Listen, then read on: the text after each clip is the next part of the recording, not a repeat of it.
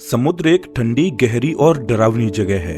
आप जैसे जैसे धरती की सतह के नीचे चलते जाओगे, वैसे वैसे जीवन के पनपने की संभावनाएं उतनी ही कम होती जाएंगी, खास करके समुद्र के अंदर, क्योंकि जैसे जैसे हम पानी के अंदर चलते जाएंगे वैसे वैसे प्रेशर भी बढ़ता जाएगा। इस हिसाब से देखा जाए तो समुद्र के तल में रहने वाले जीव बहुत ही छोटे होंगे, इतने छोटे कि शायद ही उन्हें आंखों से देखा जा सके। लेकिन आपको जानकर हैरानी होगी कि सच इसका बिल्कुल उलट है। इन जीवों का आकार असामान्य रूप से बहुत ही बड़ा होता है। पुराने समय में इनमें से बहुत से जीवों के बारे में कहानियां भी लिखी जाती थीं। लेकिन ऐसा कैसे हो सकता है? जिस जगह पर जिंदा भी नहीं रहा जा सकता, उस जगह पर ये विशालकाय जानवर कैसे पैदा हो जाते हैं? क्या ये कुदरत का कोई करिश्मा है या एवोल्यूशन का कमाल? समुद्र एक बेरहम जगह है जहाँ पर हजारों डरावने जानवर रोज जिंदा रहने के लिए मशक्कत करते हैं। सतह से करीब 200 मीटर की गहराई को द सनलाइट जोन कहा जाता है, जहाँ पर रंग बिरंगे जीव रहते हैं। यहाँ सूर्य की रोशनी अपनी पूरी तीव्रता के साथ गिरती है, इसीलिए जीवन को यहाँ पर पैदा होने में कोई दिक्कत नहीं होती। जैसे ही हम 200 मीटर से और ज्यादा अंदर की गहराई में जाते हैं तो ट्विलाइट जोन शुरू हो जाता है। यहाँ पर रोशनी बहुत ही फीकी पड़ जाती है और फोटोसिंथेसिस का प्रोसेस, जिसमें सूर्य की किरणों से खाना बनाया जाता है, नामुमकिन बन जाता है। करीब 1000 मीटर की गहराई में आने पर हम द मिडनाइट जोन में पहुंच जाते हैं, जहां पर हर एक तरह की बाहरी रोशनी पूरी तरह से खत्म हो जाती है। यहाँ पर रोशनी का एकमात्र जरिया होता है यहाँ रहने वाले जीव, जिन्होंने अपने शरीर में बायोलुमिनेसेंट नाम की चीज पैदा कर ली है। एंगलर फिश जैसी स्पीसीज अपने शरीर में उत्पन्न होने वाली रोशनी से ही दूसरे जीवों का शिकार करती है। लेकिन ये तो कुछ भी नहीं है। मैं जिन जीवों की बात करने वाला हूँ वो तो समुद्र की और ज्यादा गहराई में रहते हैं। करीब 6000 मीटर की गहराई में हम द एबाइस में पहुंच जाते हैं, जिसे हिंदी में आप पाताल लोक भी कह सकते हो। यहाँ प्रेशर इतना ज्यादा होता है कि इंसानी शरीर के पल भर में चीथड़े उड़ जाएंगे। ये दुनिया धरती का सबसे बड़ा एरिया माना जाता है जहाँ पर जिंदा जीव रहते हैं। ये धरती की 60% जगह है, लेकिन समुद्र इससे भी ज्यादा गहरा है, करीब 11000 मीटर तक। इस तरह की जगह को ट्रेंचेज का नाम दिया गया है। ये समतल जगह नहीं होती, बल्कि इसका शेप वी की तरह होता है, जैसे किसी ने समुद्र के तल में खुदाई की हो। इन ट्रेंचेज में सबसे गहरी जगह जिसे आज तक इंसान खोज पाए हैं वो है मैरियाना ट्रेंच। आप यकीन नहीं करोगे कि मैरियाना ट्रेंच जैसी जगह पर, जहां प्रकृति अपने सबसे रौद्र रूप में है, वहां भी कुछ जीवों ने जिंदा रहना सीख लिया है। ये जीव सीधा किसी हॉरर मूवी से निकलकर आए हुए प्राणी नजर आते हैं। The giant Japanese spider crab, big red jellyfish, oar fish, the giant squid, the Greenland shark, ये केवल कुछ प्राणी हैं जो इन गहराइयों में अपना घर बनाते हैं। ये सभी जीव डीप सी जाइगेंटिज्म नाम की थ्योरी के क्लियर एग्जाम्पल हैं। इतने कड़े वातावरण में जहां पर इनके शरीर को सिकुड़कर छोटा हो जाना चाहिए था, वहां इनका शरीर उल्टा असामान्य रूप से बड़ा हो गया है। इतने बड़े जीव तो समुद्र की सतह पर भी नहीं पाए जाते। अब सवाल ये आता है कि इतनी ठंडी और अंधेरी जगह पर ये दानव जैसे दिखने वाले जीव इतने बड़े कैसे हो जाते हैं? समुद्र में 400 मीटर की गहराई में आते आते खाना बहुत ही कम हो जाता है। सूर्य की रोशनी इतने अंदर तक नहीं पहुंचती, इसीलिए प्लांट्स, एल्गाई और प्लैंकटन जैसे जीव यहाँ सरवाइव नहीं कर पाते। इतने जरूरी फूड सोर्स के ना होने की वजह से यहाँ जीवों का जिंदा रहना बहुत ही मुश्किल हो जाता है। ज्यादातर इन जीवों को जिंदा रहने के लिए डेट्रिटस नाम की चीज पर डिपेंड होना पड़ता है। इस घटना को मरीन स्नो भी कहा जाता है। मरीन स्नो बहुत सारे प्लांट्स और मर रहे जीवों के छोटे छोटे कण होते हैं, जो बिल्कुल बर्फ के छोटे गोले की तरह धरातल में गिरते रहते हैं। कुछ जीव पूरी तरह से मरीन स्नो के ऊपर डिपेंड होते हैं, जैसे कि वैम्पायर स्क्विड। इन्होंने अपने शरीर में 2 लंबे फिलामेंट्स जैसी चीज पैदा कर ली है, जिनसे वो सीधा इन गिर रहे पार्टिकल्स को खा पाते हैं। मरीन स्नो एक बहुत ही जरूरी फिनोमिना है, लेकिन तब भी ये बड़े बायोमास को सपोर्ट नहीं कर सकता। डीप सी में रहने वाले जीव यहाँ वहाँ फैले हुए हैं और खाने की चीजें बहुत ही कम हैं। किसी भी छोटी मछली के लिए ये डरावने सपने से कम नहीं है।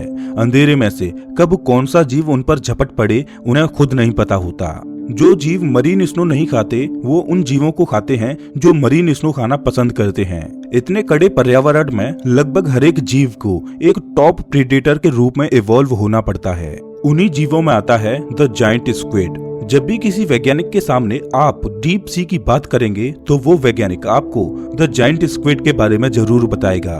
21st सेंचुरी की शुरुआत का ये इकलौता ऐसा जीव था जिसका रियल फिजिकल फोटो हम नहीं निकाल पाए थे। आज हम जायंट स्क्विड्स के बारे में जो कुछ भी जानते हैं वो केवल उन गिने चुने स्क्विड्स की वजह से हैं जो सतह पर हमें मिले थे। हमने एग्जैक्टली इन्हें अपने सही पर्यावरण में रहते हुए नहीं देखा है। साल 2004 में फाइनली हमने 1000 मीटर की गहराई में एक लाइव जायंट स्क्विड की फोटो ली। एक चीज जो हमें इनके बारे में पक्के तौर से पता है वो ये कि इनका साइज बहुत ही बड़ा है। सबसे बड़ा स्क्विड जो हमें मिला था वो करीब 13 मीटर लंबा था, यानी एक स्कूल बस के साइज जितना। इसका वजन करीब 275 किलोग्राम था। अगर हम दूसरे स्क्विड्स की बात करें जो सतह के पास रहते हैं, उनका साइज 60 सेंटीमीटर से ज्यादा नहीं होता। वैज्ञानिकों का मानना है कि इतना बड़ा साइज होने की वजह से धरातल पर कोई भी जीव ऐसा नहीं है जो जायंट स्क्विड का शिकार करता हो, इसलिए वो मजे से दूसरे स्क्विड्स और मछलियों को अपने बड़े टेंटिकल से पकड़कर खा जाते हैं। इन जायंट स्क्विड्स का वजन आसानी से 700 किलोग्राम तक पहुंच सकता है और ये करीब 2000 मीटर की गहराई में भी आराम से रह सकते हैं। एक बार सोचिए, इतना बड़ा जीव घुप अंधेरे में तैर रहा है, आपको नहीं पता कि वो कब आपको अपने बड़े हाथों से पकड़कर जिंदा निकल जाए। ऐसे ही जीवों की तो कहानियां पुराने जमाने में फेमस हुआ करती थी। बहुत सी जगहों पर इन जायंट स्क्विड्स के बारे में लिखा गया है कि कैसे वो बड़े जहाजों पर हमला करके इंसानों को सीधा बोट से उठा लिया करती थी।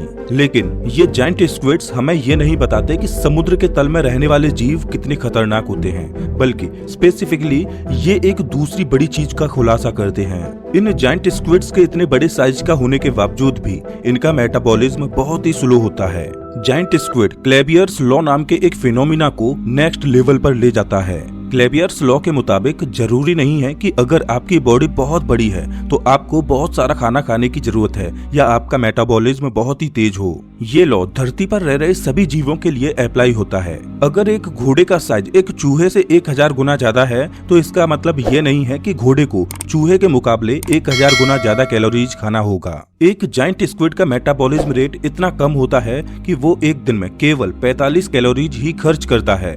उसे हर दिन जिंदा रहने के लिए केवल 30 ग्राम फूड की ही जरूरत है। एक छोटी सी टूथ फिश खाने से 500 किलोग्राम तक का एक स्क्विड 200 दिन तक जिंदा रह सकता है।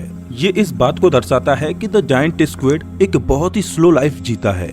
ये समुद्र के तल में हर दिन खाने के लिए लड़ाई नहीं लड़ता, बल्कि ये बस तैरता रहता है और कई दिनों में एक बार खाना खाता है। कई बार ये एक ही जगह पर बैठकर अपने शिकार का इंतजार करता रहता है।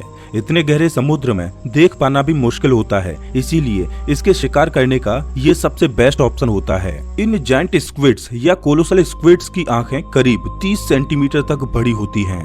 लेकिन वैज्ञानिक मानते हैं कि इतनी बड़ी आंखों से ये अपने शिकार को नहीं खोजते, बल्कि खुद शिकार होने से बचते हैं। स्पर्म व्हेल जैसे बहुत कम जीव हैं जो जायंट स्क्विड्स का शिकार कर सकते हैं। कम खाना और दूसरे शिकारियों से बच पाना ही डीप सी क्रिएचर्स के दानव जैसे शरीर को एक्सप्लेन नहीं करता। ठंडा पानी भी इन फैक्टर्स में शामिल है। बर्जमैन का एक रूल कहता है कि ऐसे जीव जो ठंडे पर्यावरण में पाए जाते हैं उनका साइज गर्म पर्यावरण में पाए जाने वाले जीवों से ज्यादा बड़ा होता है। लेकिन ये रूल हिस्टोरिकली केवल उन जीवों के लिए सही होता है जिनका खून गर्म होता है, जैसे कि बर्ड्स और मैमल्स। लेकिन कुछ वैज्ञानिक मानते हैं कि ये रूल उन जीवों पर भी लागू होता है जो समुद्र के तल में रहते हैं। ये बहुत ही कंट्रोवर्शियल साइंस है, लेकिन ये बात पक्की है कि पानी के अंदर ठंडे टेम्परेचर में विशाल जीव पाए जाते हैं। ये फिनोमिना धरती के पोलर रीजन्स में देखा जा सकता है, जहां वॉर्म्स, मरीन स्पॉन्ज और यहाँ तक कि सिंगल सेल ऑर्गेनिज्म भी विशाल हो जाते हैं। और जहां पानी गहरा और ठंडा होता है